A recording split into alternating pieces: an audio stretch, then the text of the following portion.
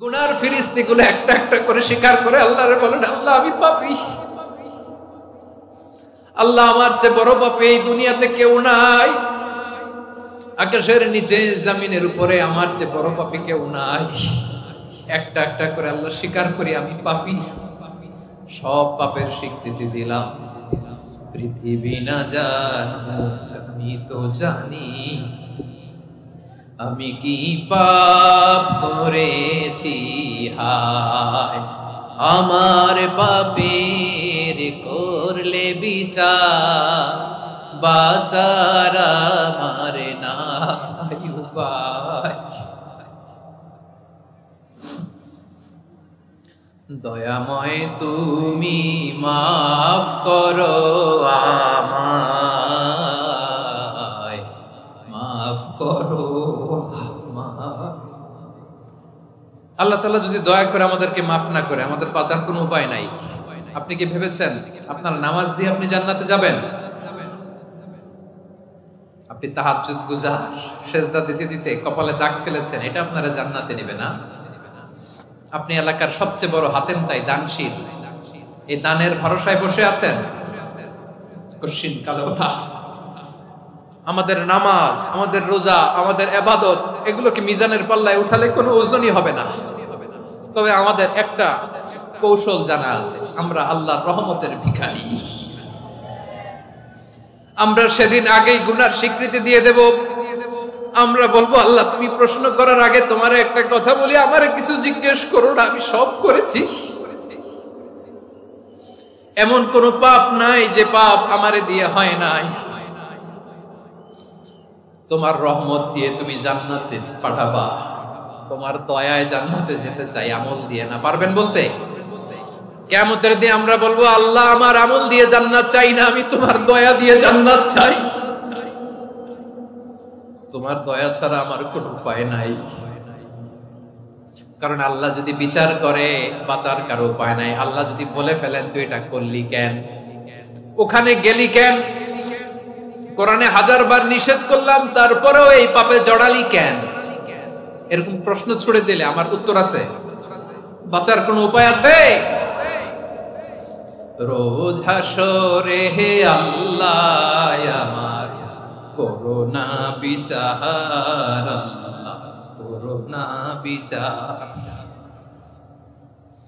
বিচার চাহি না তব দয়া চাহি, এ গুনাহগার করোনা বিচার। আপনার আমল দিয়ে জান্নাতে যাবেন? কি দিয়ে যাবেন? আল্লাহর দয়া দিয়ে। আল্লাহর রহম আর দয়া ছাড়া কেউ জান্নাতের চেহারাও দেখতে পাবে না। আজকে আমরা যে টপিকটা নিয়ে আলোচনা করব সেটা হচ্ছে, আমরা যে জীবনে বিপদে পড়ি, আমরা বিপদে পড়লে আমাদেরকে উদ্ধার করে কে? আল্লাহ ছাড়া আমাদের বাঁচানোর কেউ আছে? উদ্ধার করার কেউ আছে? রক্ষা করার কেউ আছে? এজন্য বিপদে পড়লে আমরা চাইবো কার কাছে? আমাদের যাই দরকার হোক আমরা ফরিয়াদ করব কার কাছে? নাকি মাজারে যেয়ে চাবেন? মাজারে যেয়ে চাবেন? অনেকে তো মাজারে যেয়ে কপাল ঘষে, আছে না নাই? মাজারে যেয়ে সন্তান চায়, আছে? এই এলাকায় নাই, এলাকার লোকদের আকীদা খালেস আমি জানি।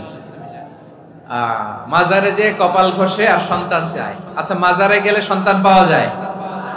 আচ্ছা, মাজারে না গেলে যদি বাচ্চা না হতো, গরু ছাগলের যে বাচ্চা হয় ওরা কোন মাজারে মানত করে বলেন? কথা কি বুঝতেছেন? এই যে প্রতি বছর গরু ছাগল ভেড়া এগুলো যে বাচ্চা দেয়, এরা কোন মাজারে যে মানত করে? এজন্য চাইতে হবে একজনের কাছে, তিনি কে? আমার প্রিয় পটুয়াখালীবাসী, মাজার জিয়ারত করা সুন্নাহ। আমরা মাজার জিয়ারত করব, আল্লাহ ওয়ালাদের কবরে যাব, আমরা সেখানে যে সালাম দিব, দোয়া করব, নিজের জন্য করব, কবরে শুয়ে থাকা মাইয়েতের জন্য করব, পুরো মুসলিম উম্মার জন্য করব। কিন্তু কবরে যিনি শুয়ে আছে ওই বাবার কাছে সন্তান চাওয়া যাবে? চাকরি চাওয়া যাবে? সফলতা চাওয়া যাবে? সফলতা দেয় কে? সবাই বলেন নাই, আওয়াজ করে বলেন, সফলতা দেওয়ার মালিক কে? একথাই রব্বুল আলামিন বলেন, ওয়া ইয়ামসাসকাল্লাহু বিদুররিন ফালা কাশিফা লাহু ইল্লা হু ওয়া ইয়ুরিদকা বিখাইরিন ফালা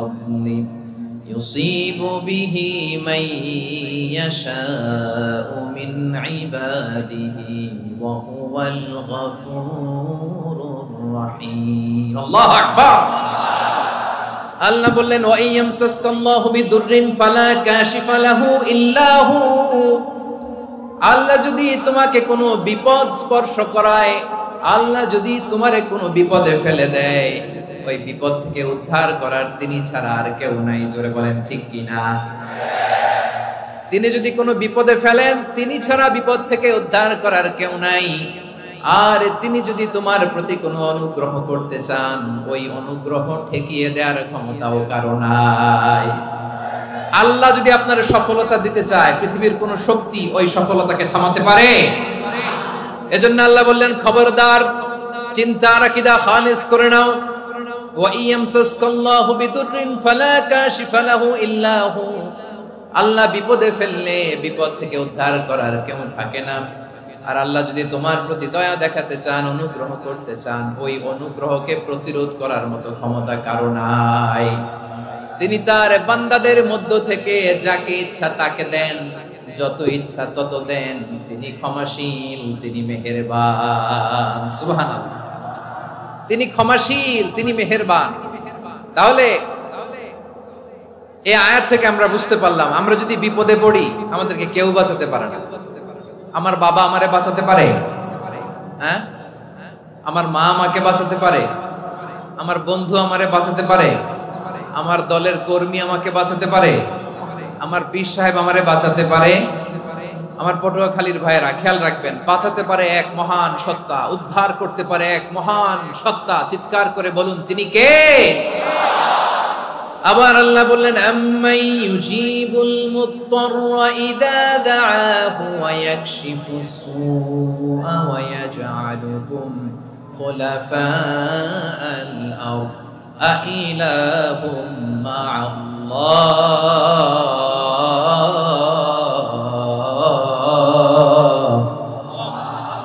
ক্বালিলাম মা তাযাক্কারুন রব্বুল আলামিন বলেন বিপদে পড়ে কাতর কণ্ঠে চিন্তাগ্রস্ত হয়ে যখন কেউ ফরিয়াদি হয়ে আল্লাহর ডাকে হাত তোলে তখন এই ব্যক্তির ডাকে সাড়া দেয় কে সবাই বলুন কাতর কণ্ঠে বিপন্ন অবস্থায় আপনি যখন কেঁদে কেঁদে হাত তুলে আপনার দুঃখের কথা জানান আপনি যখন ডাকেন তারে তখন আপনার ডাকে সাড়া দেয় কে আল্লাহ বলে আমি সাড়া দেই তোমাদের বিপদকে মুক্ত করে দেয় কে ওই আল্লাহর সাথে কোন উপাস্য আছে নাকি কিন্তু খুব অল্প সংখ্যক লোকই তোমরা উপদেশ গ্রহণ করো কথাটা কার তাহলে বিপন্ন মানবতা যখন কাঁদে মানুষ যখন বিপদে পড়ে নিরুপায় হয়ে ফরিয়াদ করে তার ডাক শোনার কেউ নাই একজন ছাড়া চিল্লায় বলেন তো তিনি কে এজন্য আমরা ফরিয়াদের হাত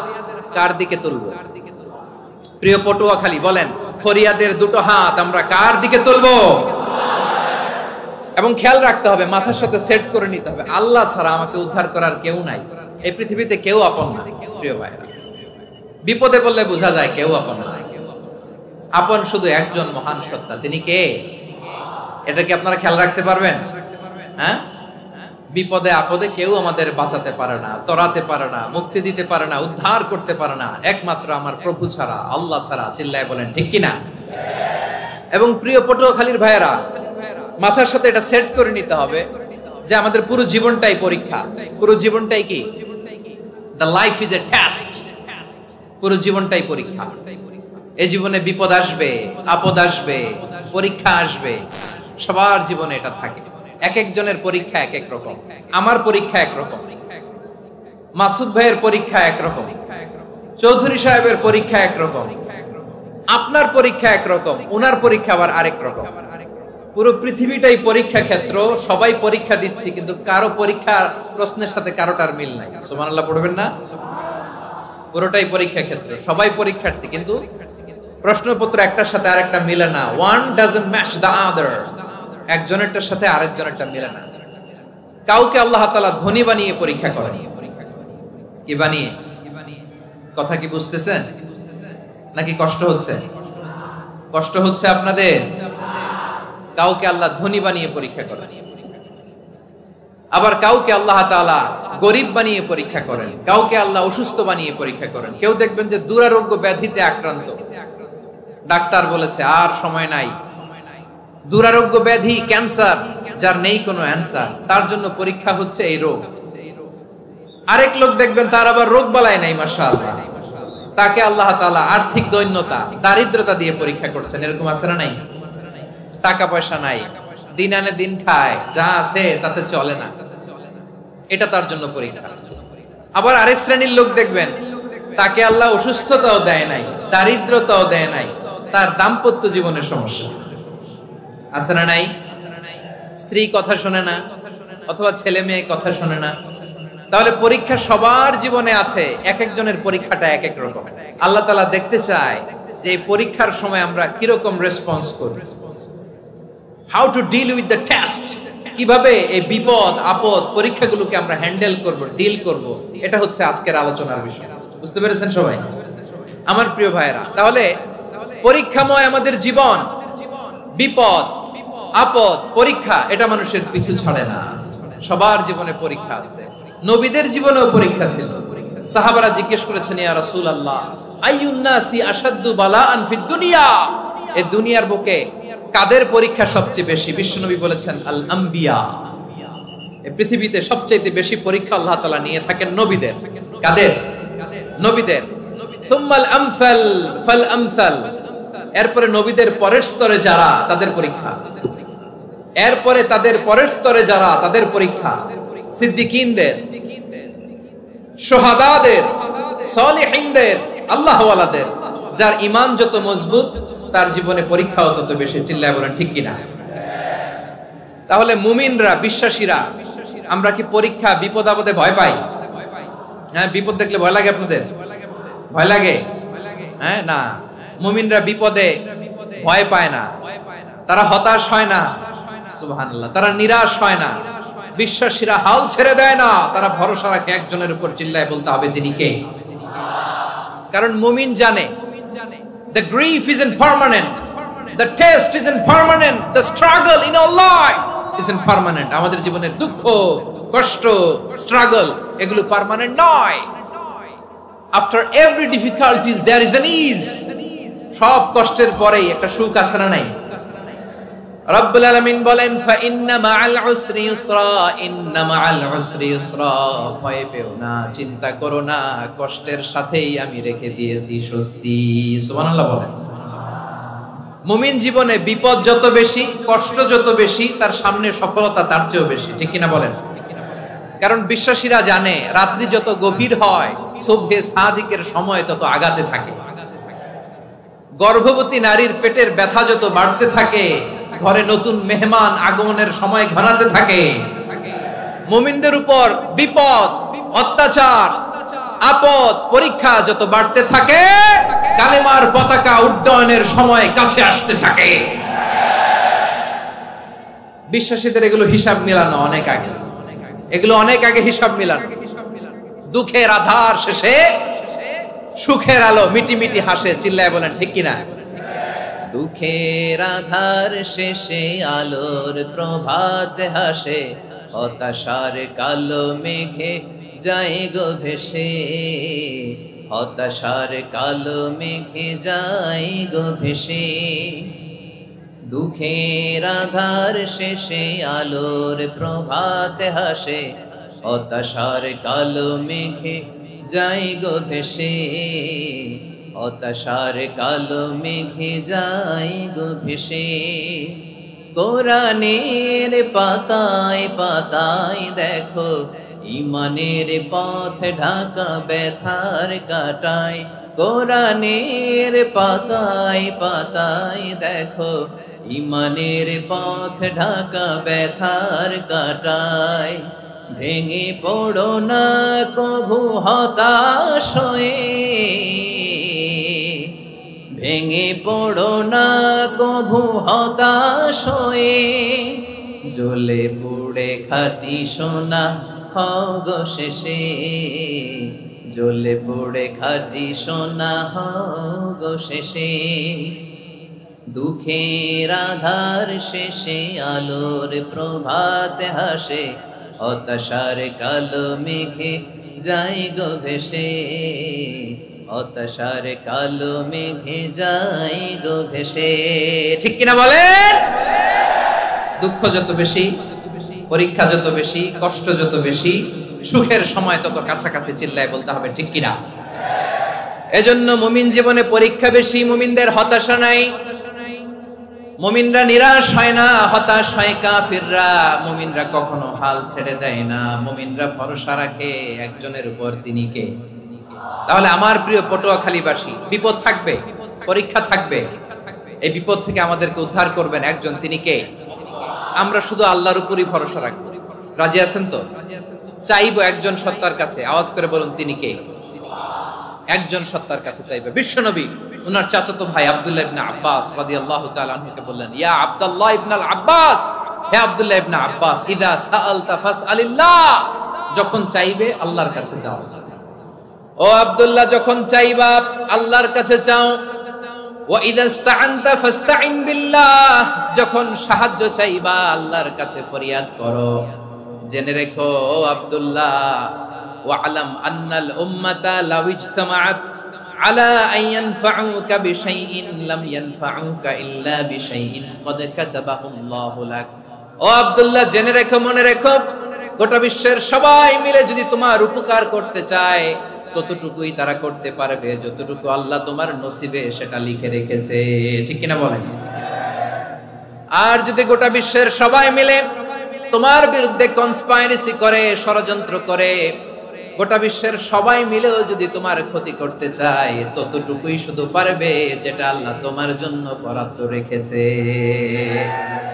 যতটুকু আল্লাহ তাআলা তোমার জন্য বরাদ্দ রেখেছে অতটুকুই ক্ষতি করতে পারবে, আর এক চুল বেশিও করতে পারবে না, কমও করতে পারবে না। চিল্লায় বলেন ঠিক কিনা?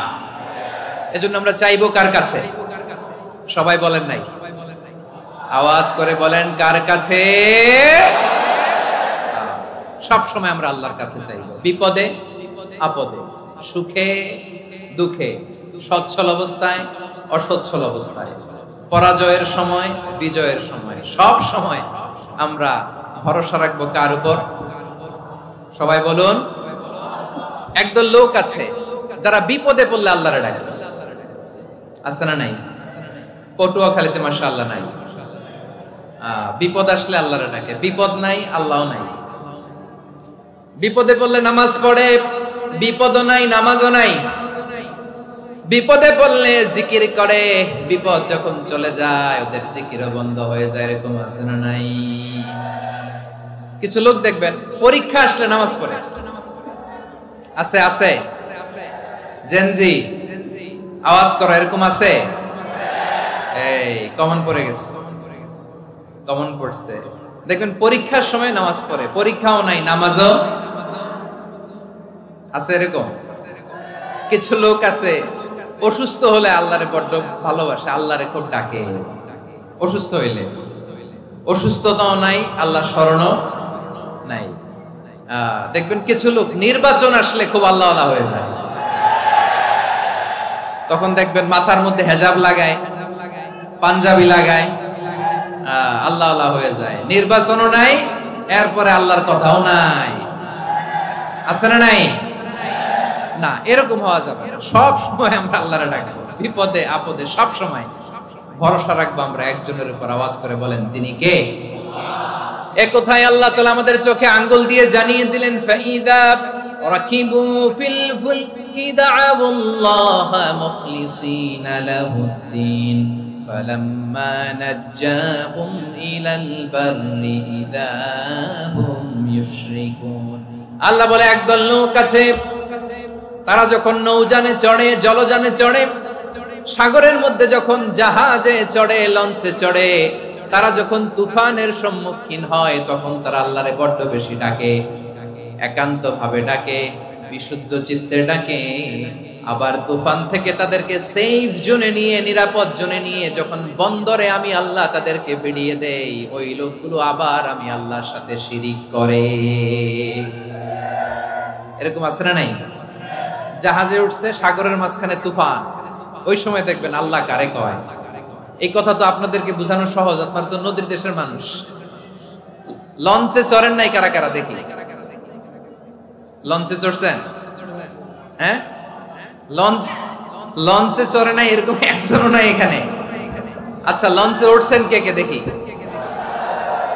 মাশাআল্লাহ মাশাআল্লাহ মাশাআল্লাহ, ঠিক আছে, আপনাদের বোঝানো সহজ। আচ্ছা, লঞ্চে উঠে তুফানের সম্মুখীন হয়েছেন, জলোচ্ছ্বাস সবাই? মাশাআল্লাহ। তো এই ওয়াজ তো আপনাদের মুখস্থ, ঠিক কিনা বলেন? আমার বলার দরকার নাই, বলেন। মাঝ নদী, তুফান, জলোচ্ছ্বাস, জলের মধ্যে উচ্ছ্বাস, ঢেউ, টর্নেডো, সাইক্লোন, মেঘের ঘনঘটা, পরিবেশ ঘুটঘুটে অন্ধকার, লঞ্চ একবার এদিকে আরেকবার ওইদিকে, ভিতরে কি অবস্থা হয় বলেন তো? হ্যাঁ, তখন মুসলিম আল্লাহর ডাকে, হিন্দু আল্লাহর ডাকে, ঠিক কিনা বলেন? আস্তিক আল্লাহর ডাকে, নাস্তিক আল্লাহর ডাকে, ঠিক কিনা? লঞ্চের ভেতর, স্টিমারের ভেতর কান্নারে রোল পড়ে যায়, চিৎকারের রোল পড়ে যায়, সবার মুখ দিয়ে শুধু একটা আওয়াজ, লা ইলাহা লা ইলাহা লা ইলাহা সুবহানাল্লাহ আলহামদুলিল্লাহ লা ইলাহা। আল্লাহ নামের জিকির করবে যারা, আল্লাহর কাছে প্রিয় তারা, আল্লাহর কাছে প্রিয় যারা, জান্নাতে প্রবেশ করবে তারা, জোরে লা ইলাহা লা ইলাহা ইল্লাল্লাহ লা ইলাহা ইল্লাল্লাহ মুহাম্মাদুর রাসূলুল্লাহ সাল্লাল্লাহু আলাইহি ওয়াসাল্লাম। আমার প্রিয় পটুয়াখালীবাসী, তাহলে লঞ্চের ভেতরে যখন আমরা তুফানের মধ্যে পড়ি, তখন সবাই মিলে আমরা একটা নামের জিকির করি। নামটা কার? মুসলমানেরাও ডাকে, হিন্দুরাও ডাকে, আস্তিকও ডাকে, নাস্তিকও ডাকে, সবাই ডাকে একজনকে। তিনি কে? আবার দেখবেন ওই আল্লাহ তুফানের পরে, ঝড়ের পরে ওই লঞ্চটাকে যখন সদর ঘাটে ফিরিয়ে দেয়, আবার আমরা নাফরমানি শুরু করে দেই। সে কোথায় আল্লাহ বললেন, ফাইদা রাকিবু ফিল ফুলকি দা'আউল্লাহ মুখলিসিনা লাহুদ্দিন ফালাম্মা নাজ্জাহুম ইলাল বাররি ইযা হুম ইউশরিকুন। সাগরে যখন তুফানে পড়ে আমি আল্লাহর ডাকে, আবার আমি আল্লাহ যখন বাঁচিয়ে দেই, আবার আমি আল্লাহর সাথে শিরিক শুরু করে। আমরা কি এরকম হতে চাই নাকি? এরকম করবেন? হ্যাঁ না, আমরা তুফানে পড়লেও আল্লাহরে ডাকি, আবার বাঁচায় দেওয়ার পরেও ডাকি কারে? আল্লাহকেই ডাকি।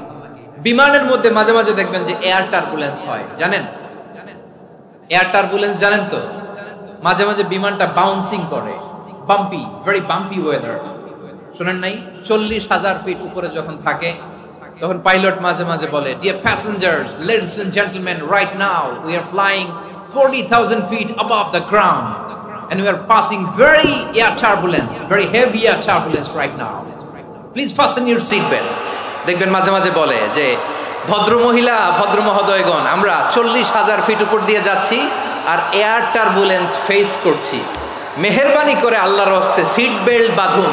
তখন বিমানটা এরকম বাউন্সিং করে, শেকিং করে। আপনারা মুখোমুখি হয়েছেন? ইদানিং এই এয়ার টার্বুলেন্স বেড়ে গিয়েছে। গত বছর আমার ইন্টারন্যাশনাল অনেকগুলো ফ্লাইট ছিল, তো আমি দেখলাম যে আগের ফ্লাইটগুলোর তুলনায় এখন এয়ার টার্বুলেন্স খুব বেশি। আমি একটু রিসার্চ করে দেখলাম, ক্লাইমেট চেঞ্জের কারণে, জলবায়ু পরিবর্তনের কারণে আকাশের বাতাসের মুভমেন্টে পরিবর্তন হয়েছে, ফলে এখন বিমান শেকিং করে বেশি, বাউন্সিং, বাম্পি ওয়েদার। তো বলেন তো, 40,000 ফিট উপরে যখন আপনি, কয় হাজার ফিট? সবাই বলুন কয় হাজার ফিট? 40,000 ফিট উপরে যখন আপনি, তখন যখন বিমানটা এরকম বাউন্সিং করে, সবাই যখন ভমিটিং করে বিমান নষ্ট করে দেয়, বমি করে, তখন বাঁচানোর কে আছে আল্লাহ ছাড়া? কেউ আছে? ওই মুহূর্তেও সবাই মিলে একজনের ডাকে আওয়াজ করে বলেন তিনি কে? মাঝে মাঝে কিছু সোশ্যাল মিডিয়ায় কিছু ভিডিও পাওয়া যায় যে হেভি যখন এয়ার টার্বুলেন্স হয় 10 সেকেন্ড 15 সেকেন্ডের কিছু ভিডিও পাওয়া যায় বিমানটা এরকম বাউন্সিং করছে, বাম্পি ওয়েদার, কাঁপছে, মানুষগুলো বমি করছে, অক্সিজেন মাস্কগুলো সব ঝুলে পড়েছে, বিমানটা শুধু কাঁপছে। তখন দেখবেন বিমানের ভেতরেও এরকম লঞ্চের মতো চিৎকার আছে না নাই? বিমানের ভেতরেও তখন চিৎকার। গত বছর হিথ্রো এয়ারপোর্ট থেকে সিঙ্গাপুর এয়ারলাইন্সের একটা ফ্লাইট হিথ্রো টু চাঙ্গি একটা ফ্লাইটে এমন বেশি এয়ার টার্বুলেন্সের শিকার হয়েছিল ওই এয়ারক্রাফটটা, 33 জন যাত্রী সেখানে আহত হয়েছে, একজন যাত্রী নিহত হয়েছে। কেবিন ক্রুজ এয়ার হোস্টেস যারা আছে একজনের নাক ফেটে, চোখ ফেটে, কপাল ফেটে ব্লিডিং হয়ে শয়লা। প্রিয় ভাইরা, ওই 40,000 ফিট উপরে বিমানটা যখন কাঁপবে তখন আমাদেরকে আল্লাহ ছাড়া আর কেউ বাঁচানোর আছে? এত আস্তে বললে হবে? ওই কঠিন মুহূর্তে আমার বাবা আমারে বাঁচাতে পারে, আমার বন্ধু আমারে বাঁচাতে পারে।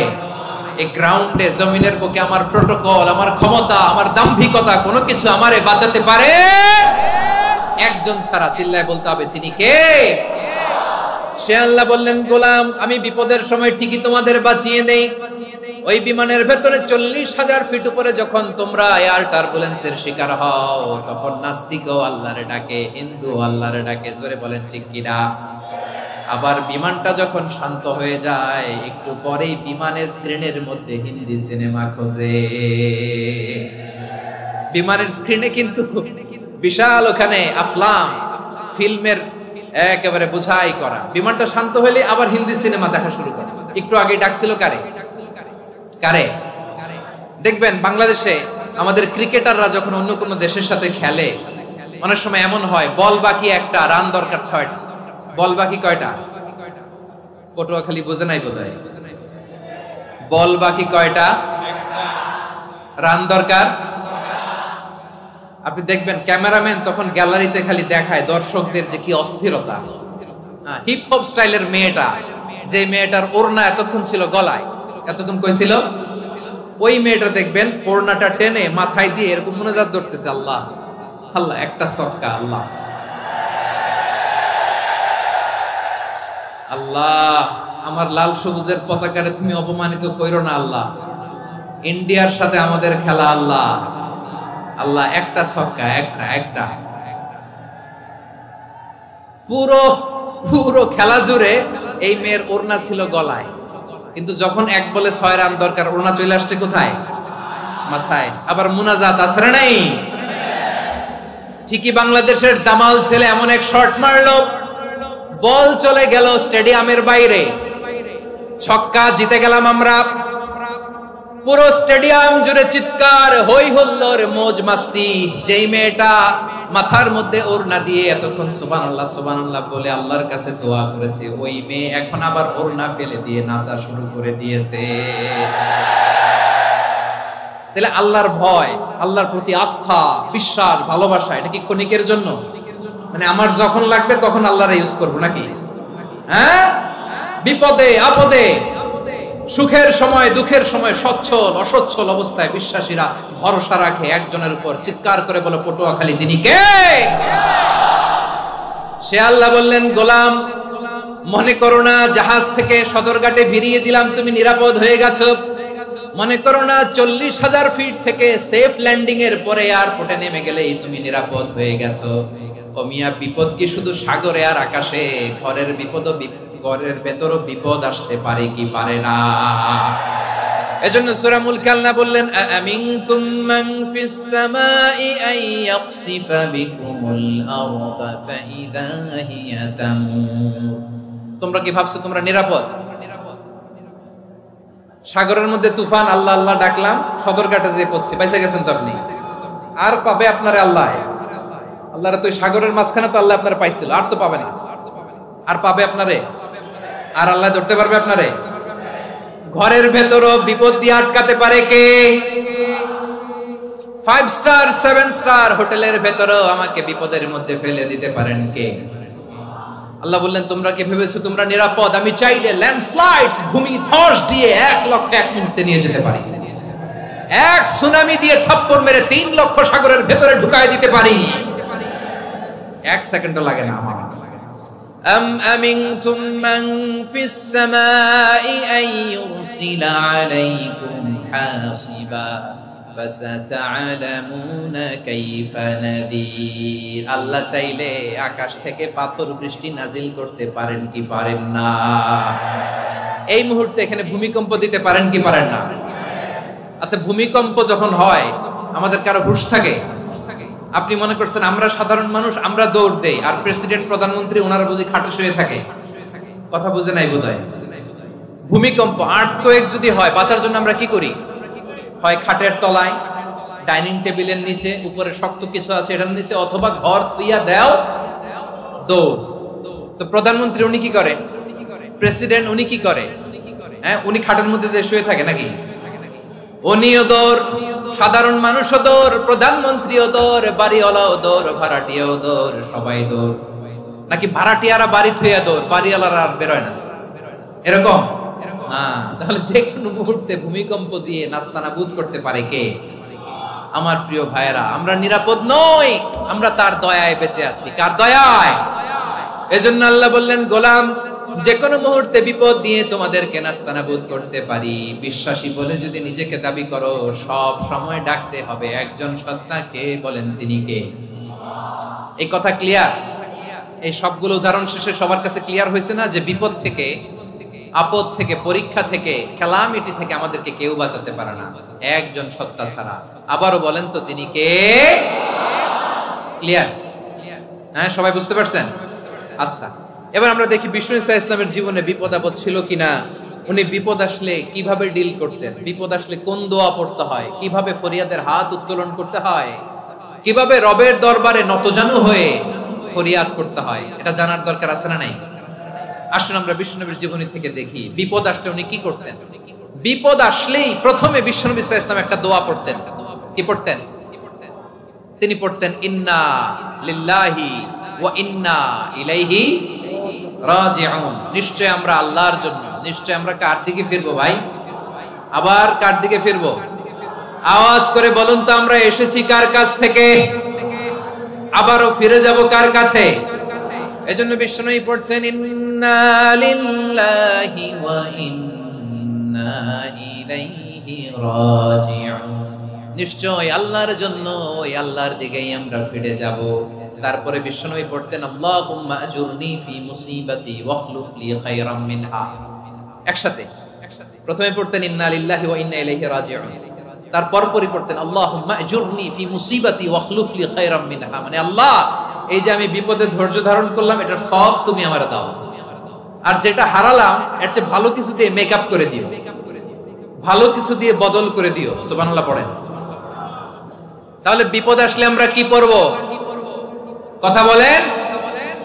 এই যে আমি শুয়েছিলাম, নাশিদ গাচ্ছিল ওরা, এদেশে পরস্পরে দেখা হলে দেয় সালাম, এদেশে আমজনতার হৃদয় জুড়ে পাক কালাম, এদেশে বিপদ এলে সর্বজনে সর্বক্ষণে দোয়া পড়ে ইন্না লিল্লাহ। কি পড়ে? সুবহানাল্লাহ সুবহানাল্লাহ সুবহানাল্লাহ সুবহানাল্লাহ। এদেশে আজান শুনে সূর্য ওঠে শহর গ্রামে, এদেশে আজান শুনে সূর্য ডুবে সন্ধ্যা নামে, এদেশে সকল কাজে সবাই বলে বিসমিল্লাহ, এদেশে ভালো কিছু দেখে শুনে হাসি মুখে সবাই বলে মাশাআল্লাহ। সুবহানাল্লাহ পড়ে। তাহলে বিপদ এলে আমরা কি পড়ি? কথা বুঝলে সবাই উত্তর দিতে হবে। বিপদ এলে কি পড়ি? তাহলে বিপদ এলেই আমরা এখন থেকে ইন্না লিল্লাহ পড়ব, নাকি হাই হুতাশ করবেন? একদল আছে হাই হুতাশ করে, হায় আল্লাহ রে মোর কি হইল রে, মুই কি হরমু রে, মুই কমবে যামু রে। আছে না নাই? এরকম বিলাপ করতে নিষেধ করেছেন বিশ্বনবী। কি করব, কই যাব, কি হবে, হায় হায়, এরকম হাহুতাশ আছে না নাই?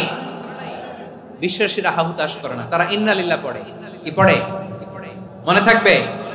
আমরা পড়বো ইন্না লিল্লাহি ওয়া ইন্না ইলাইহি রাজিউন। নিশ্চয়ই আমরা আল্লাহর জন্য, আমরা আল্লাহর দিকেই ফিরে যাব। এরপর পড়বো আল্লাহুম্মা আজুরনি ফি মুসিবাতি ওয়াখলুফ লি খায়রাম মিনহা। আল্লাহ, আমি যে বিপদে ধৈর্য ধারণ করলাম এটার সওয়াব দিও, আর যা হারালাম তার চেয়ে ভালো কিছু দিয়ে বদল করে দিও। সুবহানাল্লাহ পড়েন। বিশ্বনবীর হাদিস শুনলেন উম্মে সালামা রাদিয়াল্লাহু তাআলা আনহা। ওনার স্বামী হলো আবু সালামা। মজার ঘটনা খেয়াল করে শুনেন আমার প্রিয় কলিজার টুকরা ভাইয়েরা। কানগুলো খরগোশের কানের মতো খাড়া করে আমার দিকে তাকান। সাইয়্যিদাতুনা উম্মে সালামা রাদিয়াল্লাহু তাআলা আনহা, ওনার স্বামীর নাম আবু সালামা। শ্রেষ্ঠ দম্পতি, শ্রেষ্ঠ ফ্যামিলি। প্রথমে হিজরত করেছিলেন হাবাসায়, পরে হিজরত করেছেন মদিনায়। উহুদ যুদ্ধের পরে ওনার স্বামী আবু সালামা ইন্তেকাল করলো, শহীদ হলো। সুবহানাল্লাহ পড়েন। যখন আবু সালামা ইন্তেকাল করলো, উম্মে সালামা রাদিয়াল্লাহু তাআলা আনহা কেঁদে কেঁদে হয়রান। আর নবীর শিখানো বাণী অনুযায়ী তিনি বারবার পড়ছিলেন ইন্না লিল্লাহ। কি পড়ছিলেন? মুই কই জামু, কি হরমু, এগুলো বলে নাই।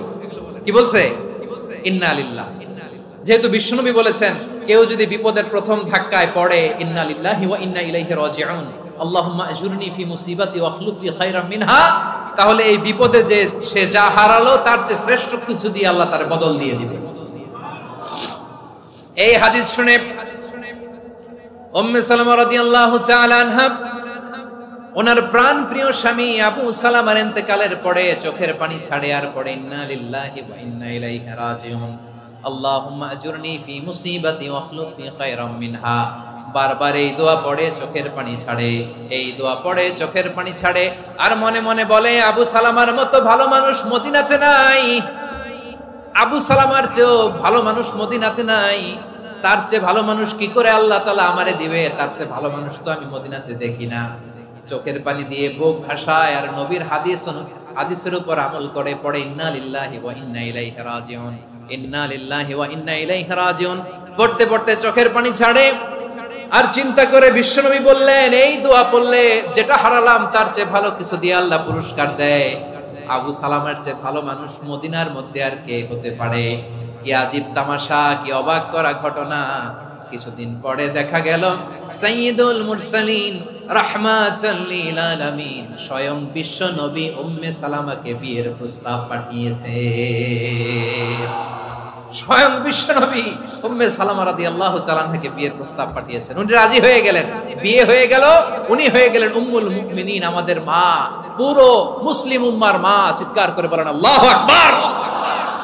তাহলে আমার প্রাণপ্রিয় ভাইয়েরা, বিপদে পড়লে আমরা পড়বো ইন্না লিল্লাহি ওয়া ইন্না ইলাইহি রাজিউন, আল্লাহুম্মা আজুরনি ফি মুসিবাতি ওয়াখলুফ লি খায়রাম মিনহা। পড়বেন? পড়বেন না? যারা যারা বিপদ আসলে এই দোয়াটা পড়বেন এখন থেকে আওয়াজ করে ইনশাআল্লাহ বলেন। যা হারাইছেন তার চেয়ে শ্রেষ্ঠ জিনিস দিয়ে বদলা দিবে কে? বিশ্বাস হয়? একটু সন্দেহ লাগে মনে হয়, একটু সন্দেহ আছে? যাদের বিশ্বাস হবে তাদের কি আল্লাহ উত্তম বদলা দিবে, ঠিক কিনা বলেন? তাহলে বিপদে পড়লেই প্রথমে আমরা এটা পড়ব। দোয়াগুলো যদি এখন মুখস্থ না হয়, এই যে রেকর্ডিং হচ্ছে পেয়ে যাবেন, কালকেই পেয়ে যাবেন। শুনে শুনে মুখস্থ করবেন। আমার মায়েরা, আমার বোনেরা, আপনাদের জন্য 3টি মাঠের অ্যারেঞ্জমেন্ট করা হয়েছে, আমি জানি। আপনারা এই দোয়াগুলো পড়বেন, আপনার স্বামীকে শেখাবেন, সন্তানকে শেখাবেন, আপনার পুরো পরিবারটাকে জান্নাতের টুকরো বানিয়ে দিবে কে? তাহলে বিপদ আসলে প্রথমে কি পড়তে হবে এটা জেনে গেলাম। এরপরে বিপদ আসলে নিজেকে কি করে আল্লাহর কাছে সঁপে দিতে হয় এটাও জানার দরকার আছে না নাই? বিপদে প্রথমে ইন্না লিল্লাহ পড়লাম, ধৈর্য ধারণ করলাম, বিপদ থেকে উদ্ধারের সর্বোচ্চ চেষ্টা করলাম। আমার কাজ যখন শেষ তখন আমি আমার এই বিষয়টা আল্লাহর কাছে সঁপে দিলাম। কার কাছে সুপর্দ করব? কার কাছে? বিপদে বললে কেমন করে নিজেকে আল্লাহর কাছে সঁপে দিতে হয় আসুন সাইয়েদনা ইব্রাহিম আলাইহিস সালামের জীবনী থেকে জানি। আল্লাহর খলিল ইব্রাহিম আলাইহিস সালাম আমাদের মতো সমাজ ব্যবস্থা পায় নাই। আমরা জন্মের পরে আমাদের কানের ভেতরে আজান দিয়েছে কে? একামত দিয়েছে কে? আমাদের বাপ দাদারা আমাদের কানে আজান দিয়েছে কি দেয় নাই? আমাদের জন্মের পরেই তো আজান, একামত। বাড়ির পাশে মসজিদ, প্রতিদিন আজান, জুমার খুতবা, প্রতি মাসে মাসে তাফসিরুল কোরআন মাহফিল, মসজিদ, মিনারা, অভাব নাই, ঠিক কিনা বলেন? আপনি যেই সুন্দর ইসলামিক এনভায়রনমেন্ট পেয়েছেন, আমাদের ইব্রাহিম খলিল উনিও কি এরকম পেয়েছিলেন? হ্যাঁ, উনি জন্মের পর পরে ওনার কানে আজান দিছে কেউ? আমার প্রিয় ভাইরা, আগা গোড়া একটা শিরকি পরিবেশ উনি জন্মগ্রহণ করেছেন। উনি ছাড়া ওই তল্লাটে একজনও আল্লাহর উপর বিশ্বাসী নাই। কল্পনা করতে পারেন? গোটা তল্লাটে গোটা দেশে বিশ্বাসী মুমিন আল্লাহর উপর বিশ্বাস স্থাপনকারী কয়জন? সবাই বলেন কয়জন? বাকি সব মুশরিক। বাকি সব মুশরিক নিজের সাথে নিজে শক্ত বোঝাপড়া করে, অ্যানালজি করে, সেলফ কনভারসেশন করে উনি মহা সত্যের সন্ধান পেয়েছে। উনি আকাশের তারা দেখে ভাবে মনে হয় এটাই আমার খোদা, পরে দেখে তারা নাই, মনে মনে বলে না তাইলে এটা না। আবার চাঁদ দেখে বলে চাঁদটা বড় মায়া লাগে, মনে হয় এটাই আমার রব, পরে দেখে চাঁদও নাই, কয় না এটা না। এরপরে দ্বীপ প্রহরের জলজলে সূর্যটা খাঁ খাঁ করে গোটা পৃথিবীটারে রৌদ্র দিয়ে তাতিয়ে রাখে। তিনি ভাবলেন মনে হয় এটাই আমার রব, কারণ এটাই তো সবচেয়ে বড়। কিন্তু বিকেল বেলা ওই সূর্যটাও যখন চলে যায়, সাইয়েদনা ইব্রাহিম বলে না এটাও তো নাই, আমার খোদা যদি আমারে ছেড়ে চলে যায়, বিপদে পড়লে আমারে উদ্ধার করবে কে?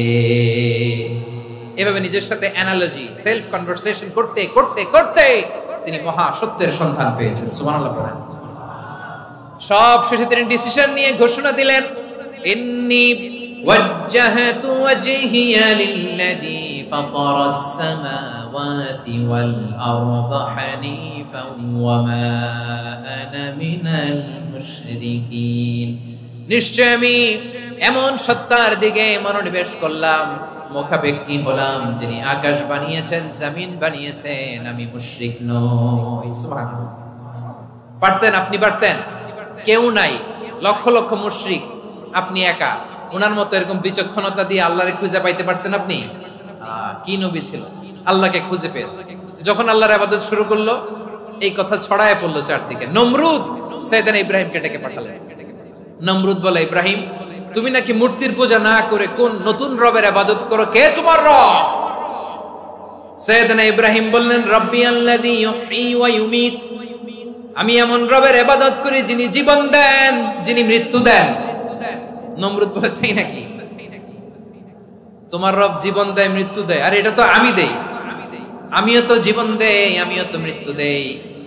সাইয়েদনা ইব্রাহিম বললেন, কেমন করে তুমি জীবন দাও, মৃত্যু দাও, একটু দেখাও তো। নমরুদ জেলখানা থেকে দুজন কয়েদিকে ডেকে আনলো। কয়েদি এনে অর্ডার করলো, একটাকে এখনই শিরোচ্ছেদ, হেড অফ, ডেথ পেনাল্টি, মৃত্যুদণ্ড দেয়া হলো, ফিনকি দিয়ে রক্ত বের। নমরুদ বলে, দেখো দুজনকে ধরে আনলাম, একজন কয়েদিকে দিলাম ডেথ পেনাল্টি, মৃত্যুদণ্ড, ওরে মৃত্যু দিলাম।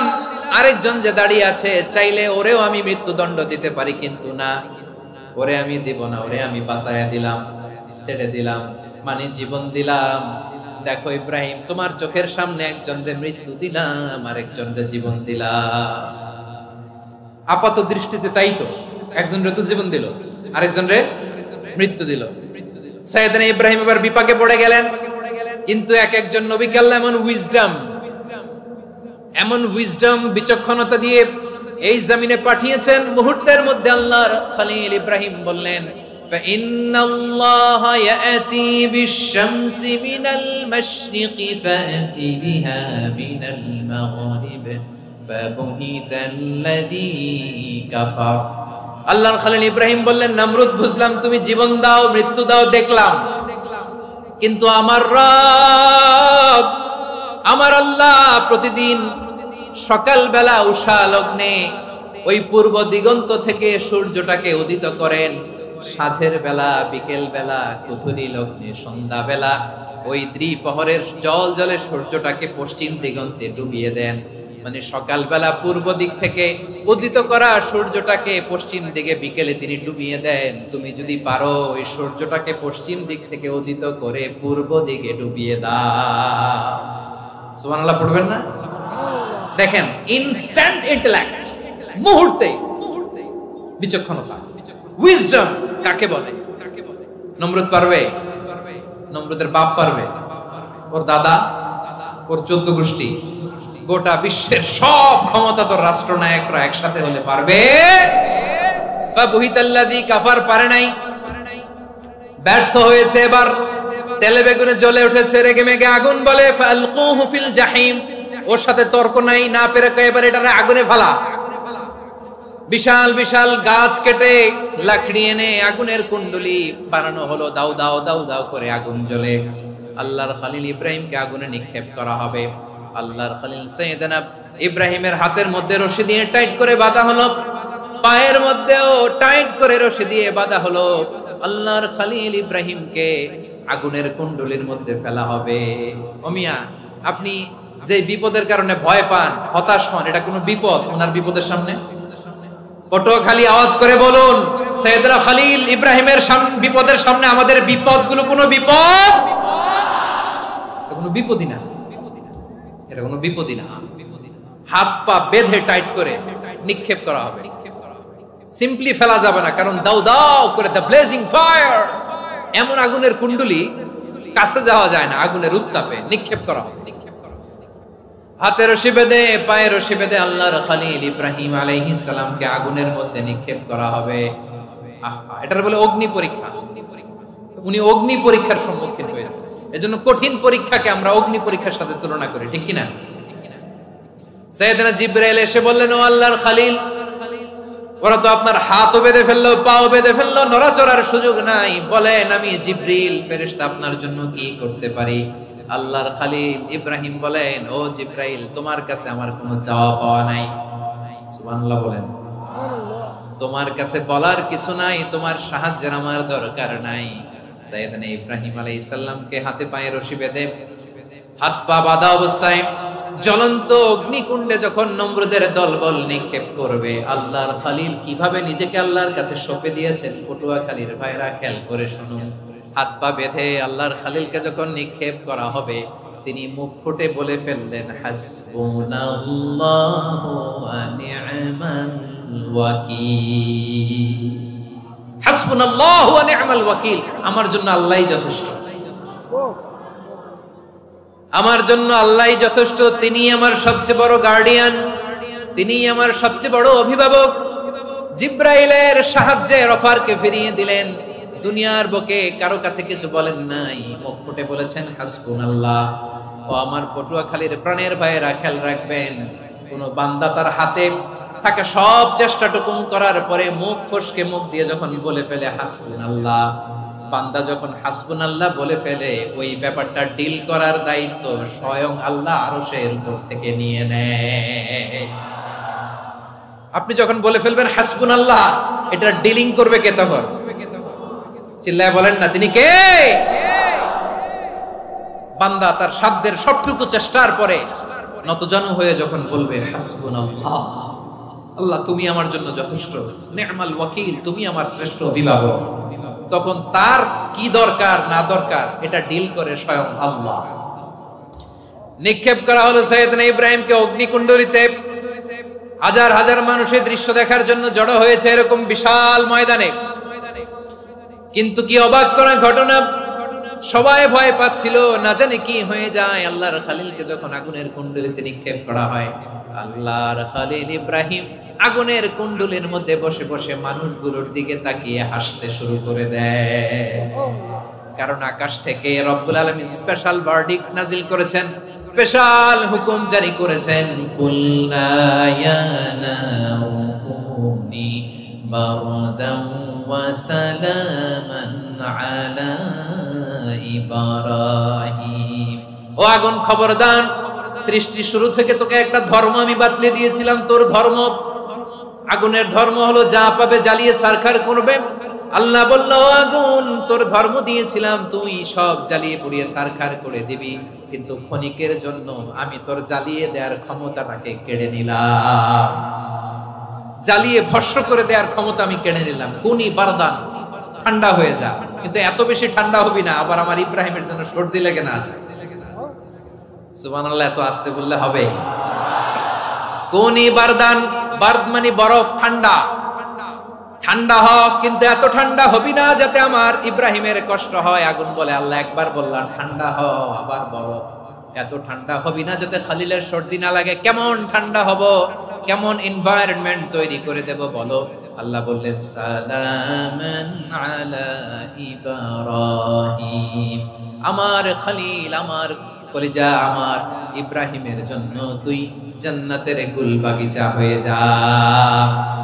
ও ভাই, নবী মুসার মতো ঈমান হলে রাস্তা হবে সাগর জলে, নবী ইউসুফের মতো ঈমান হলে একে একে দরজা খোলে, নবী ইব্রাহিমের মতো ঈমান যদি আজও থাকে বিদ্যমান, অগ্নিকুণ্ডে দেখতে পাবে খুবসুরত এক ফুলভাগা।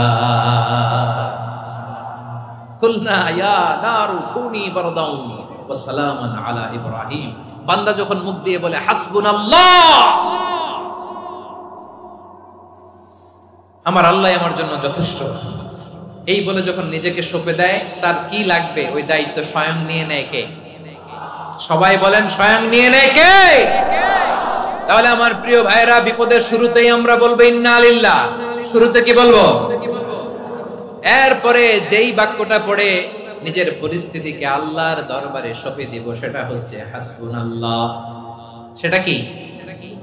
বিষ্ণু বলেন, লা ইয়াজালু লিসানুকা রাতাবান মিন যিকরিল্লাহ। সব সময় আল্লাহর স্মরণ দিয়ে, জিকির দিয়ে জিহ্বাটারে সিক্ত রাখো। আর শয়তানু জাসিমুন আলা কলবি ইবনে আদম। শয়তান বনি আদমের কলবে খামচি মেরে বসে থাকে। ফাইদা যাকারাল্লাহ খানাসা। মানুষ যখন আল্লাহর স্মরণ করে, জিকির করে, শয়তান দৌড়ে পালায়। ওয়া ইদা গাফালা ওয়াসওয়াসা। যখনই বনি আদম গাফেল হয়, তখনই শয়তান তার হৃদয়ে ওয়াসওয়াসা দেয়।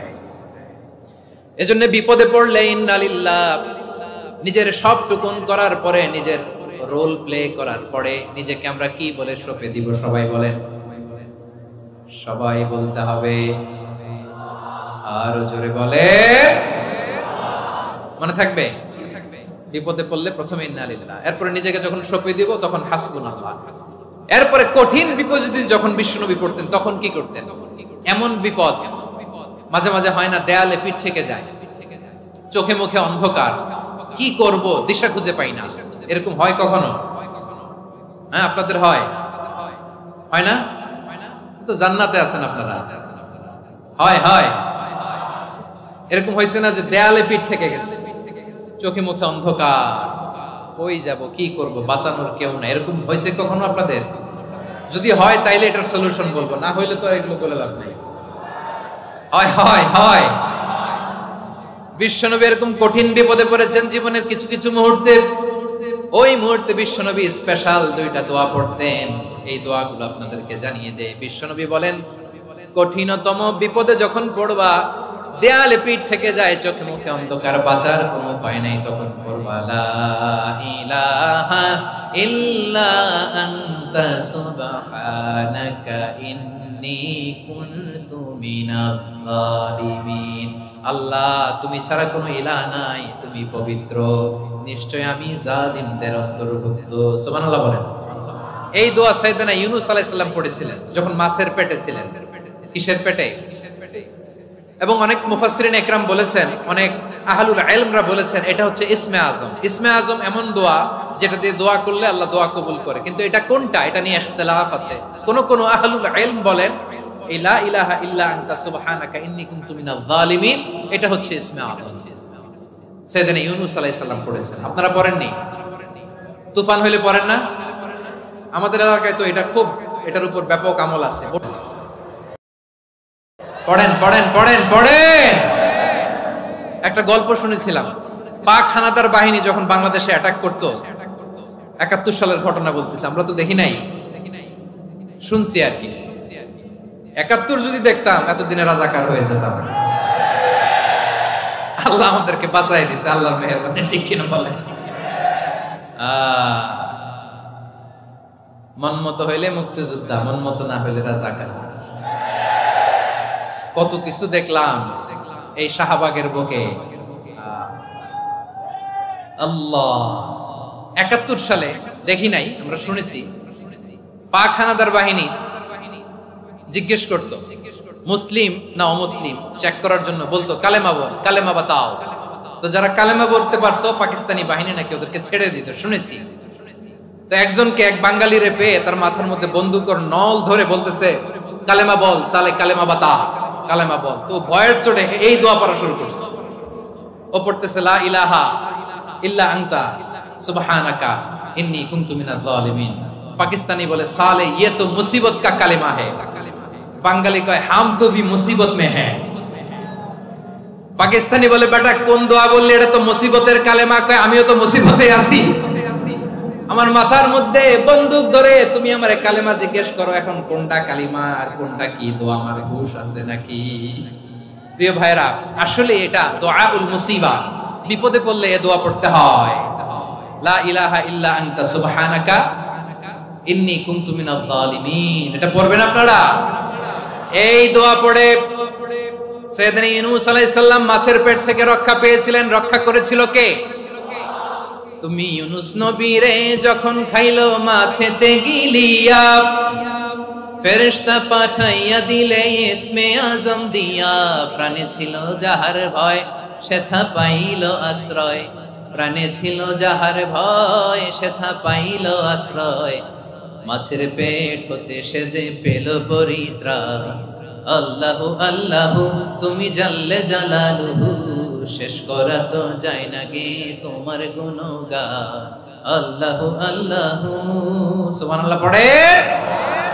লা ইলাহা ইল্লা আনতা সুবহানাকা ইন্নী কুনতু মিনাজ জালিমিন। বিশ্বনবী বললেন, দেয়ালে পিঠ থেকে গেলে, চোখে মুখে অন্ধকার, বাঁচার কোনো উপায় নাই, তখন এই দোয়াটা পড়তে হবে। এই দোয়া পড়ে আল্লাহর কাছে ফরিয়াদ করলে বিপদ মুক্ত করবেন কে? কেন এই দোয়াটা আল্লাহর কাছে বড্ড প্রিয় জানেন আমার ভাইয়েরা? কারণ এই দোয়ার মধ্যে তিনটা জিনিস আছে। আমি যেরকম আঙ্গুল উঁচু করেছি এরকম করেন তো।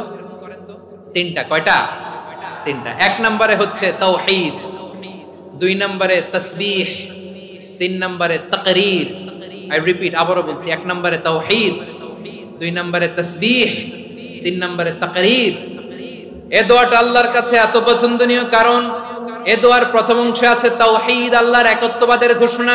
লা ইলাহা ইল্লা আনতা, ও আল্লাহ আপনি ছাড়া কোনো ইলাহ নাই, উপাস্য নাই। এই কথা বললে আল্লাহ বড় খুশি হয়ে যায়। সুবহানাল্লাহ পড়েন। এই দোয়ার দ্বিতীয় অংশে আছে তাসবিহ, মানে আল্লাহর প্রশংসা, প্রশংসা সূচক বাণী।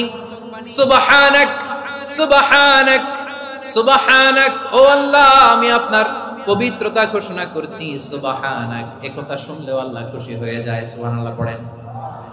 এই দোয়ার তৃতীয় অংশে আছে তাকরীর, তাকরীর মানে পাপের স্বীকৃতি। তাকরীর মানে কি?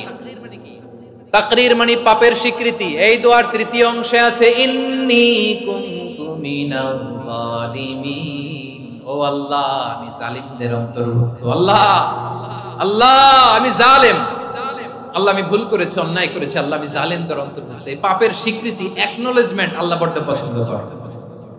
যখন আল্লাহর কাছে আপনি ছোট হবেন, ছোট হতে হতে যত ছোট হবেন ওই দৃশ্যটা দেখতে আল্লাহ বড় পছন্দ করে। সুবহানাল্লাহ বলে। তিন নম্বর অংশ ইন্নী কুনতু মিনাজ জালিমিন, আল্লাহ আমি জালেমদের অন্তর্ভুক্ত। সাইয়েদনা আদম আলাইহিস সালাম ভুল করে যখন নিষিদ্ধ গাছের ফুল খেয়ে ফেললেন, ফল খেয়ে ফেললেন, আল্লাহ বললেন আদম ক্ষমা পেতে চাইলে তুমি আর হাওয়া মিলে স্বীকৃতি দাও, পাপের স্বীকৃতি। আর পড়ো রব্বানা যালামনা আনফুসানা ওয়া ইল্লাম তাগফির লানা ওয়া তারহামনা লানাকুনান্না মিনাল খাসিরিন। ও আল্লাহ আমি আদম আর হাওয়া যালামনা আনফুসানা, আমরা আমাদের নফসের উপর বড় জুলুম করেছি। আল্লাহ ওয়া ইল্লাম তাগফির লানা ওয়া তারহামনা, আপনি যদি ক্ষমা না করেন, আপনি যদি দয়া পরবশ না হন, আপনি যদি রহম না করেন, আমরা তো ক্ষতিগ্রস্তদের মধ্যে শামিল হয়ে যাব। এই দোয়া করার সাথে সাথে সাইয়েদনা আদম আর হাওয়া আলাইহিস সালামকে ক্ষমা করে দিলেন কে? তাহলে এই দোয়ার তিন নম্বর অংশ তাকরীর, এটা আল্লাহ বড় পছন্দ করে। আমার কলিজার টুকরা ভাইয়েরা, গুনাহ করে শিকার যেতে হবে, এটা আল্লাহ ভালোবাসেন। সাইয়েদনা আবু বকর রাদিয়াল্লাহু তাআলা আনহু বিষ্ণু ইসা ইসলামকে বললেন, ইয়া রাসূলুল্লাহ আল্লিমনি দুআআন আদউ বিহি ফি সালাতি, নবী হে আপনি আমার এমন একটা স্পেশাল দোয়া শিখায়া দেন যে দোয়াটা আমি নামাজে পড়ব। নবী বললেন, তাহলে তুমি পড়ো আল্লাহুম্মা ইন্নী যালামতু নাফসি যুলমান কাসীরান ওয়া লা ইয়াগফিরুয যুনুবা ইল্লা আনতা ফাগফিরলি মাগফিরাতাম মিন ইনদিকা ওয়ারহামনি ইন্নাকা আনতাল গফুরুর রহিম। সুবহানাল্লাহ। সালাম ফেরানোর আগে পড়েন, কথা কয় না, পড়েন পড়েন। ও আবু বকর, নামাজে যদি দোয়া করতে মনে চায় এই দোয়াটা পড়বা, আল্লাহুম্মা ইন্নী যালামতু নাফসি, আল্লাহ জুলুম করেছি আমার নফসের উপর, যুলমান কাসীরা, অনেক জুলুম, ওয়ালা ইয়াগফিরুয যুনুবা ইল্লা আনতা, আপনি ছাড়া এই যুনুব, এই পাপ ক্ষমা করার দ্বিতীয় কোনো রব নাই। আছে? আল্লাহ ছাড়া আমাদের গুনাহ আর কে কে ক্ষমা করতে পারে বলেন তো? কে পারে? কে? এজন্য আল্লাহরে বলবেন, আল্লাহ আমি ছাড়া তোমার গোলামের অভাব নাই, ও আমার রব আমি ছাড়া এই জমিনের বুকে তোমার গোলামের অভাব নাই, কিন্তু তুমি ছাড়া তো আমার দ্বিতীয় কোনো রব নাই। পারবেন বলতে? পারবেন? চোখের পানি ছেড়ে আল্লাহরে বলবেন, আল্লাহ তুমি আমার রব, তুমি আমার সব। কি বলবেন? আল্লাহ আমারে রব। সবাই বলুন, আল্লাহ আমারে রব, দমে দমে তনু মনে তারিও রব, আল্লাহ আমারে রব। আল্লাহরে বলেন, আল্লাহ তুমি আমার রব, তুমি আমার সব। আল্লাহ আমি ছাড়া এই জমিনে তোমার গোলামের অভাব নাই, তুমি ছাড়া আমার দ্বিতীয় কোনো রব নাই। এ কথা বলে চোখের পানি ছেড়ে আল্লাহরে স্বীকৃতি দেন, আল্লাহ আমি পাপী, আল্লাহ এই জমিনে আমার চেয়ে বড় পাপী আর কেউ নাই। ওযু করে সিজদায় লুটিয়ে পড়ে চোখের পানি ছেড়ে আল্লাহরে পাপের স্বীকৃতি দেন, আল্লাহ এমন কোন জুলুম নাই, গুনাহ নাই আমি করি নাই, সগীরা কবিরা, জেনে না জেনে, ইচ্ছায় অনিচ্ছায়, শিরকি বেদাতি সব গুনাহ করেছি। আল্লাহ আকাশের নিচে জমিনের উপরে আমার চেয়ে বড় গুনাহগার আর কেউ নাই। চোখের পানি ছেড়ে আল্লাহরে বলেন, আল্লাহ আমি ছাড়া তোমার গোলামের অভাব নাই, তুমি ছাড়া আমার দ্বিতীয় কোনো রব নাই, তুমি ছাড়া তো কেউ আমার গুনাহ ক্ষমা করার নাই, তুমি আমার রব, তুমি আমার সব। বলতে পারবেন? এই তাকরীর আমার পটুয়াখালীর ভাই, এই স্বীকৃতিটা দেখতে আল্লাহ বড় ভালোবাসে, কারণ আমরা সবাই গুনাহগার, আমরা সবাই কি? বিশ্বনবী বলেন, কুল্লুকুম খাত্তাউন, আ বনি আদম তোমরা সবাই পাপী। সবাই কি? সবাই পাপী। আমরা সবাই পাপী, আপন পাপের বাটখারা দিয়ে অন্যের পাপ মাপি। আমরা যে পাপী এটা ভাবতে মনে চায় না কারণ, খালি অন্যের পাপ দেখি আমরা, এটা ভুল। ওর এই পাপ, ও পাপী, ও জালেম, ও জাহান্নামী, এরকম একটা টেন্ডেন্সি। আমার যে কি হালাত এটার খেয়াল নাই। খেয়াল করতে হবে যে আমি সবচেয়ে বড় পাপী, ঠিক কিনা বলেন? পাপ করি নাই এমন কেউ আছি? হ্যাঁ আছি, আছি। কেউ না জানলেও জানে কে আমার পাপের ঘটনা? পৃথিবী না জান আমি তো জানি, আমি কি পাপ করেছি।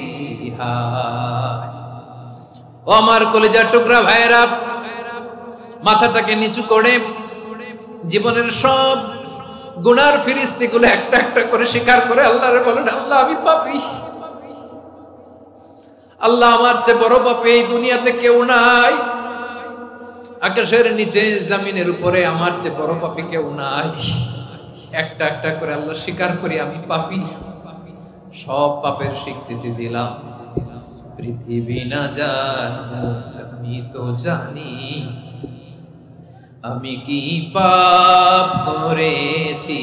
হায় আমার পাপের করলে বিচার, বাঁচার আমার নাই উপায়। দয়াময় তুমি মাফ করো আমায়, মাফ করো। আল্লাহ তাআলা যদি দয়া করে আমাদেরকে মাফ না করে, আমাদের বাঁচার কোনো উপায় নাই। আপনি কি ভেবেছেন আপনার নামাজ দিয়ে আপনি জান্নাতে যাবেন?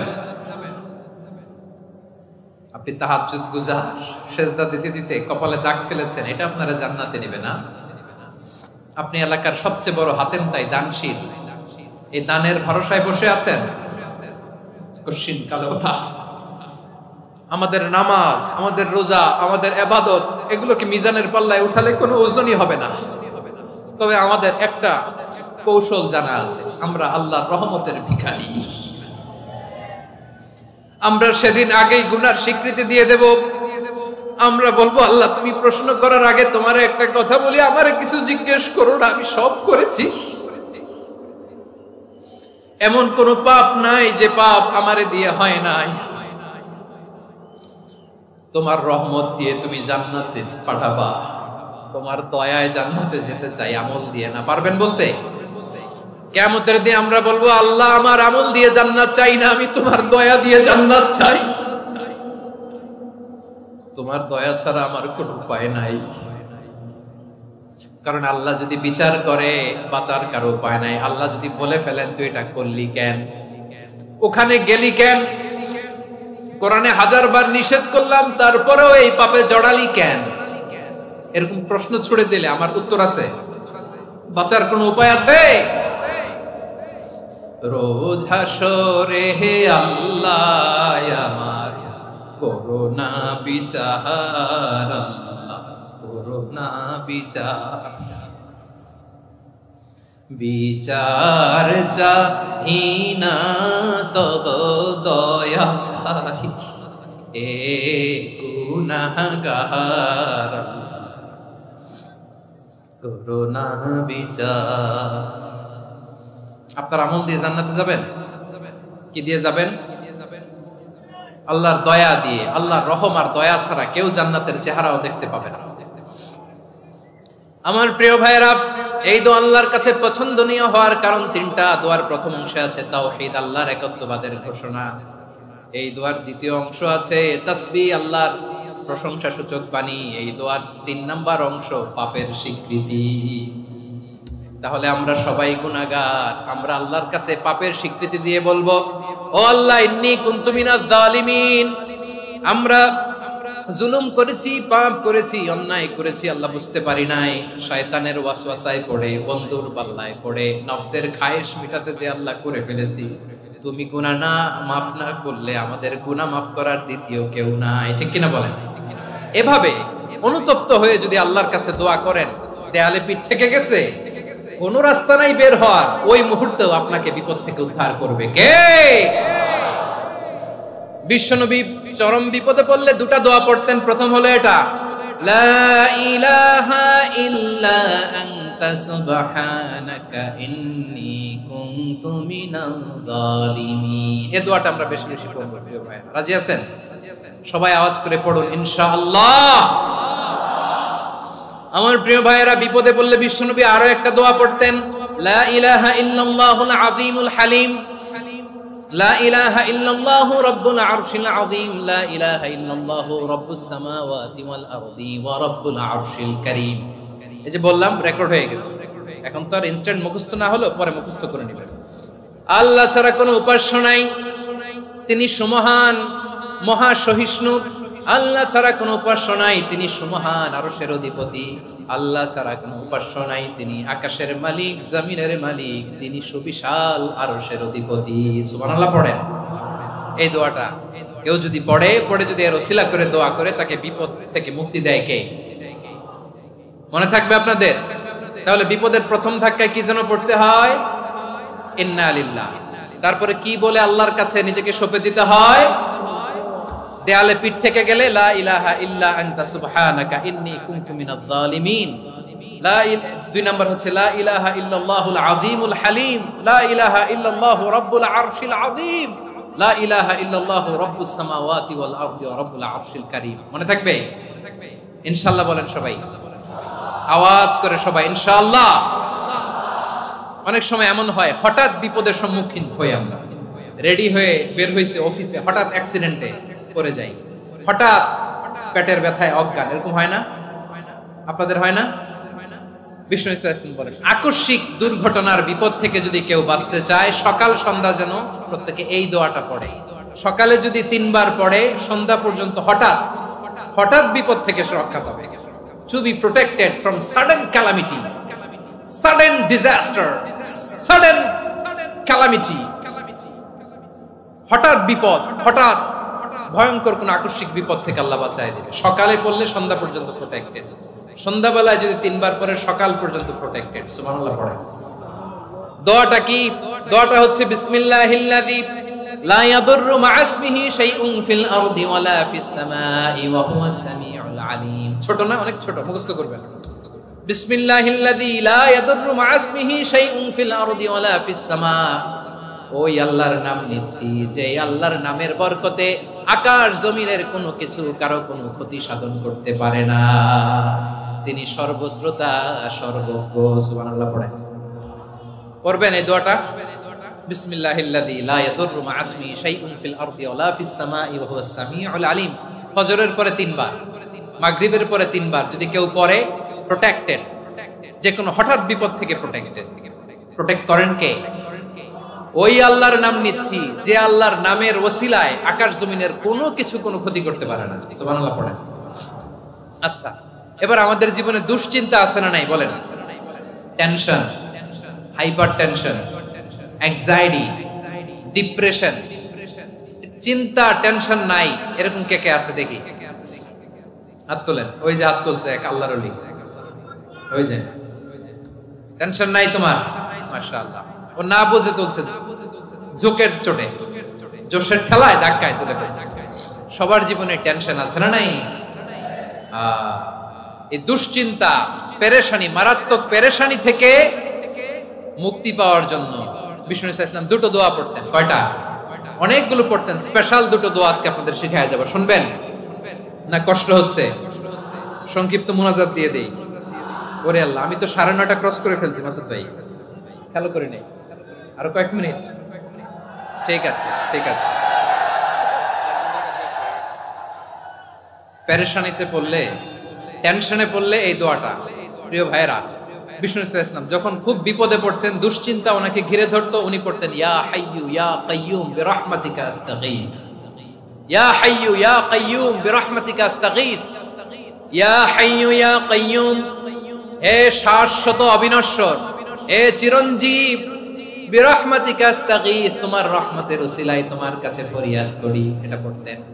আবার আরেক বর্ণনা এসেছে ইয়া হাইয়ু ইয়া কাইয়ুম বিরহমাতিকা আস্তাগীথ আসলিহ লি শা'নি কুল্লাহু ওয়ালা তাকিলনি ইলা নাফসি তারফাতা আইন। আসলিহ লি শা'নি কুল্লাহ, আল্লাহ আমার সবকিছু আপনি সেটেল করে দেন। আমাদের সব ঝামেলা সেটেল করে দিতে পারে কে? আমরা তো সেটেলমেন্টের জন্য ওই এসপি সাহেবের কাছে যাই, ডিসি সাহেবের কাছে যাই, অমুক ভাইয়ের কাছে যাই, তমুক ভাইয়ের কাছে যাই। এই দোয়া পড়লে আরশের উপর থেকে আপনার ম্যাটার সেটেল করে দিবে কে? তাহলে পড়বেন ইয়া হাইয়ু, এ চিরঞ্জীব। হাইয়ু মানে চিরঞ্জীব, যিনি চিরকাল বেঁচে থাকবেন, মরবেন না। আল্লাহ মরবেন? তার কোনো লয় আছে? ক্ষয় আছে? সূরা রহমানে আল্লাহ বললেন কুল্লু মান আলাইহা ফানি ওয়া ইয়াবকা ওয়াজহু রাব্বিকা যুল জালালি ওয়াল ইকরাম ফাবিআইয়ি আলাই রাব্বিকুমা তুকাযিবান। জমিনে যা আছে সব ফান, ভ্যানিশ হয়ে যাবে, নিশ্চিহ্ন হয়ে যাবে, শেষ হয়ে যাবে, সব বিলুপ্ত হয়ে যাবে, একজন ছাড়া। জোরে বলেন তিনি কে? ইয়া হাইয়ু। আমার সাথে আওয়াজ করে পড়েন ইয়া হাইয়ু ইয়া কাইয়ুম ইয়া হাইয়ু ইয়া কাইয়ুম বিরহমাতিকা আস্তাগীথ আসলিহ লি শা'নি কুল্লাহ ওয়ালা তাকিলনি ইলা নাফসি তারফাতা আইন। এভাবে দোয়া করলে আপনাকে বিপদ মুক্ত করবে কে? এই দোয়াটা কেন পছন্দ আল্লাহর কাছে? কারণ এখানে আল্লাহর 2টা সুন্দর নাম আছে, গুণবাচক নাম, আল হাই, আল কাইয়ুম। এই 2টো নাম আছে এখানে। আবার এই 2টা আয়াতুল কুরসির অংশ। আয়াতুল কুরসির শুরুতে এটা আছে না নাই? হ্যাঁ, আছে না নাই? 3 নাম্বার কারণ এটা ইসমে আজম। কোন দোয়াটা ইসমে আজম? যে দোয়া ওসিলায় দোয়া করলে আল্লাহ দোয়া ফেরায় না। অনেকগুলো মত আছে, সবচেয়ে ভ্যালিড মত হচ্ছে এটা, ইয়া হাইয়ু ইয়া কাইয়ুম। এর ওসিলা দিয়ে দোয়া করলে দোয়া কবুল করে কে? 2 নম্বরে বিশ্বনবী মারাত্মক বিপদে পড়লে আরেকটা দোয়া পড়তেন, আল্লাহুম্মা ইন্নী আবদুক। আগে দোয়াটা পড়ি, শুনেন। আল্লাহুম্মা ইন্নী আবদুক ওয়া ইবনু আবদিক ওয়া ইবনু আমাতিক নাসিয়াতি বিয়াদিক মাদিন ফিয়া হুকমুক আদলুন ফিয়া কাদাউক আসআলুকা বিকুল্লি ইসমিন হুয়া লাক সাম্মাইতা বিহি নাফসাক আও আনসালতাহু ফি কিতাবিক আও আল্লামতাহু আহাদাম মিন খালকিক أو استأثرت به في علم الغيب عندك أن تجعل القرآن ربيع قلبي ونور صدري وجلاء حزني وذهاب همي. سبحان الله পড়েন।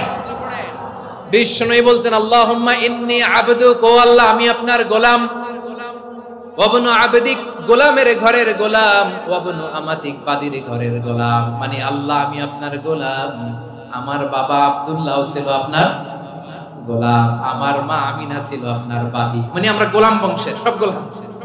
নিজেরে এর চেয়ে আর ছোট করে আল্লাহর কাছে উপস্থাপন করা যায় আমার ভাইরা? কথা কি বুঝতেছেন? নিজেকে এর চাইতে ছোট, নগণ্য আর তুচ্ছ করে আল্লাহর সাথে প্রেজেন্ট করা যায়?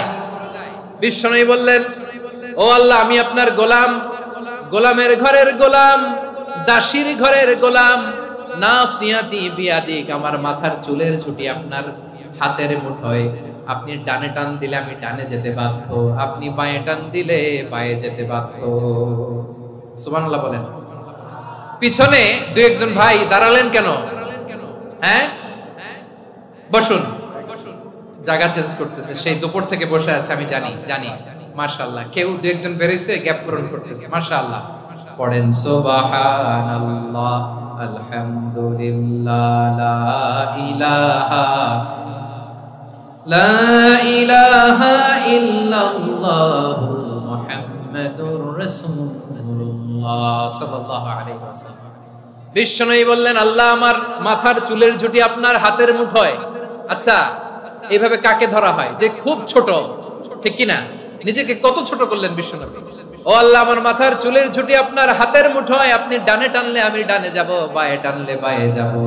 আল্লাহ আসআলুকা বিকুল্লি ইসমিন হুয়া লাক, নাসিয়াতি বিয়াদিক, মাদিন ফিয়া হুকমুক, আপনার নির্দেশ আমার উপর কার্যকর হবেই হবে। আদলুন ফিয়া কাদাউক, আপনার ফয়সালা, যেই ফয়সালাই আপনি আমার জন্য করেন এটাই ইনসাফ। সুবহানাল্লাহ বলেন। আমরা আল্লাহর ফয়সালায় সন্তুষ্ট হতে চাই না। কত কমপ্লেইন, আল্লাহ তুমি এটা দিলা না, ওইটা পাইলাম না, ওইটা হইল না রে, এরকম অভিযোগ, কমপ্লেইন আমাদের আছে না নাই? আর বিশ্বনবী বলতেন আদলুন ফিয়া কাদাউক, আল্লাহ আমার জন্য তোমার যেটা ফয়সালা এটাই সবচেয়ে শ্রেষ্ঠ ইনসাফ, এর চেয়ে ইনসাফ আর হতে পারে? এভাবে কায়মনোবাক্যে আল্লাহর কাছে বিশ্বনবী দোয়া করতেন। এরপরে বিশ্বনবী বললেন, আল্লাহ তোমার যত নাম আছে সব নামের ওসিলায় দোয়া করি, যে নাম তুমি আমাদেরকে জানিয়েছো, যে নাম তুমি আমাদেরকে জানাও নাই, যে নাম তুমি কোরআনে নাজিল করেছো, যে নাম নাজিল করো নাই, যে নাম শুধু নবীদেরকে জানিয়েছো। আর আল্লাহর এমন কিছু চমৎকার চমৎকার সুন্দর সুন্দর নাম আছে, এই নামগুলো রব্বুল আলামিন কাউকে জানাবে না। সুবহানাল্লাহ বলেন। আমরা তো 99 নাম জানি, 100 নাম জানি আল্লাহ, কিন্তু আল্লাহর এমনও কিছু নাম আছে যেগুলো আল্লাহ বিশ্বনবীরও জানায় নাই। এগুলো আল্লাহ ইলমুল গায়বে রেখে দিয়েছেন। দোয়ার সময় বলবেন, আল্লাহ তোমার যেই নামগুলো জানি, যেগুলো জানি না, যেগুলো কোরআনে আছে, যেগুলো নাই, যেগুলো নবীরে খাস ভাবে জানাইছো ওগুলোর উসিলায়, যেগুলো কোনোদিন জানাবাও না তোমার ওই নামের উসিলাও তোমার কাছে চাও। আল্লাহ কোরআনকে আমার হৃদয়ের বসন্ত বানাও, আমার বক্ষের জ্যোতি বানাও, আমার চিন্তা দুশ্চিন্তা তুমি দূর করে দাও। বিশ্বনবী বললেন, এই কালিমাগুলো, এই বাক্যগুলো পড়ে যদি কেউ আল্লাহর কাছে ফরিয়াদ করে, তার হৃদয় থেকে দুশ্চিন্তা কাটিয়ে দিবে কে? পড়বেন, এই দোয়াগুলো পড়বেন। আচ্ছা, সব শেষে বলি, ঋণের বোঝায় যারা জর্জরিত, বিষ্ণু ইসলাম চমৎকার একটা দোয়া শিখিয়েছেন। আমাদের অনেকে ঋণের বোঝায় জর্জরিত, আছে না নাই? এদিকে কেউ আছেন? থাকলে হাত তোলার দরকার নেই, থাকলে এই দোয়াটা পড়বেন। এক সাহাবীর নাম আবু উমামা, নামাজের ওয়াক্ত ছাড়া উনি মসজিদে যেয়ে বসে আছে। বিশ্বনবী বললেন, কি রে আবু উমামা, নামাজের তো ওয়াক্ত হয় নাই, মসজিদে কি? সাহাবী বলে, হুমুমুন লাজিমাতনি ওয়া দুয়ুন, নবী গো ঋণের বোঝায় এমন টেনশনে আছি, ঘরে থাকতে পারলাম না, মসজিদে চলে আসছে। বিশ্বনবী বলেন, আমি কি তোমার এমন একটা দোয়া শিখাবো যেটা পড়লে আল্লাহ তাআলা তোমার ঋণের বোঝা হালকা করে দিবে? আবু উমামা বললেন, ইয়া রাসূলুল্লাহ অবশ্যই শিখাবেন। বিশ্বনবী বললেন, তাহলে তুমি পড়বা, আল্লাহুম্মা ইন্নী আউযু বিকা মিনাল হাম্মি ওয়াল হাযান ওয়া আউযু বিকা মিনাল জুবনি ওয়াল বুখল ওয়া আউযু বিকা মিন গালাবাতিদ দাইনি ওয়া কাহরির রিজাল। ও আল্লাহ, তোমার কাছ থেকে দুশ্চিন্তা থেকে পানাহ চাই, কৃপণতা, ভীরুতা, অলসতা, কার্পণ্যতা, এই সব কিছু থেকে, মানুষের কঠোরতা, আমার উপর মানুষের আধিপত্য এবং ঋণের বোঝা থেকে পানাহ চাই। এই দোয়াটা যখন বিশ্বনবী শিখাই দিলেন, আবু উমামা বারবার এই দোয়া পড়ে, আল্লাহুম্মা ইন্নী আউযু বিকা মিনাল হাম্মি ওয়াল হাযান ওয়া আউযু বিকা মিনাল আজজি ওয়াল কাসাল ওয়া আউযু বিকা মিনাল জুবনি ওয়াল বুখল ওয়া আউযু বিকা মিন গালাবাতিদ দাইনি ওয়া কাহরির রিজাল। আবু উমামা বলে, এই দোয়া আমি পড়তে লাগলাম আর পড়তে লাগলাম, কিছুদিন পরে দেখা গেল বিশ্বনবীর শেখানো এই দোয়ার বদৌলতে আল্লাহ তাআলা আমার সব ঋণ পরিশোধের ব্যবস্থা করে দিয়েছেন। পড়বেন পড়বেন। আমার প্রিয় পটুয়াখালীর ভাইয়েরা, বিশ্বনবীর জামাতা সাইয়্যিদিনা আলী রাদিয়াল্লাহু তাআলা আনহুর কাছে এক লোক এসে বলে, হে আলী, ঋণের বোঝায় আমি জর্জরিত, আমার কিছু অর্থ দিয়ে সাহায্য করো। সাইয়্যিদিনা আলী রাদিয়াল্লাহু তাআলা আনহু বললেন, আমি কি তোমারে এমন একটা দোয়া শিখাবো যেটা বিশ্বনবী আমাদের শিখিয়েছেন? এই দোয়া যদি তুমি পড়ো, লাউ কানা আলাইকা মিসলু জাবালিন কাবীরিন দাইনান আদাল্লাহু আনকা, পাহাড় পরিমাণ যদি ঋণের বোঝা হয়, আল্লাহ এটা পরিশোধের ব্যবস্থা করে দিবেন। ছোট্ট একটা দোয়া বিশ্বনবী শিখালেন, বললেন তুমি পড়বা, আল্লাহুম্মা কফিনি বিহালালিকা আন হারামিকা ওয়া আগনিনি বিফাদলিকা আম্মান সিওয়াক। মুখস্থ আছে? হ্যাঁ আছে। আল্লাহুম্মা কফিনি বিহালালিকা আন হারামিকা, আল্লাহ তোমার হালাল দিয়ে আমাকে পরিতুষ্ট করো, হারাম থেকে বাঁচিয়ে রাখো, আর তোমার অনুগ্রহে মানুষের মুখাপেক্ষী যেন আমি না হই, আমি যেন সবসময় তোমার মুখাপেক্ষী হই, ওই তৌফিক দিও। সুবহানাল্লাহ পড়েন। এই দোয়া বেশি বেশি পড়লে ঋণের বোঝা হালকা করে দিবে কে? তাহলে প্রিয় ভাইয়েরা, বিপদে পড়লেই প্রথমে কি পড়বেন? পটুয়াখালী ভুইলা গেছে। বিপদে পড়লেই প্রথমে ইন্না লিল্লাহ কি বলে নিজেকে আল্লাহর কাছে সঁপে দিতে হয়? হাসবুনাল্লাহ। চরম বিপদে দেয়ালে পিঠ থেকে গেছে, তখন লা ইলাহা ইল্লা আনতা সুবহানাকা ইন্নী কুনতু মিনাজ জালিমিন। এরপরে লা ইলাহা ইল্লাল্লাহুল আযীমুল হালিম, এই দোয়া।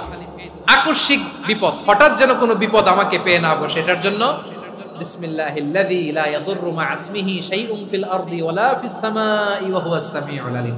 সকালে 3 বার, রাতে 3 বার।